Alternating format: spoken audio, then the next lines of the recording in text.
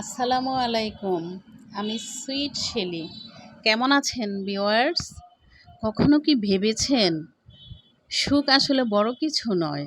আমার মনে হয় সুখ হয়তো এক কাপ চা, হয়তো প্রিয়জনের হাসি, হয়তো একটুখানি খোঁজ খবর। আমরা যত সহজভাবে ভাবতে শিখব, জীবন তত সুন্দর হবে। কিছু ব্যথা ভাষায় বলা যায় না, কিছু ভালোবাসা মুখে বলা যায় না। তাই কখনো কখনো চুপ করে থাকাই হলো সবচেয়ে বড় উত্তর। ভালোবাসা মানে উপহার নয়, প্রচুর কথা নয়। ভালোবাসা মানে হলো ক্লান্ত হলে কাঁধে হাত রাখা, চুপ থাকলেও পাশে থাকা, আর মন খারাপের দিনে হাসি ফুটানো। কেমন হয়েছে আমার ভিডিওটা ভিউয়ার্স? কমেন্ট করে জানান। আল্লাহ হাফিজ।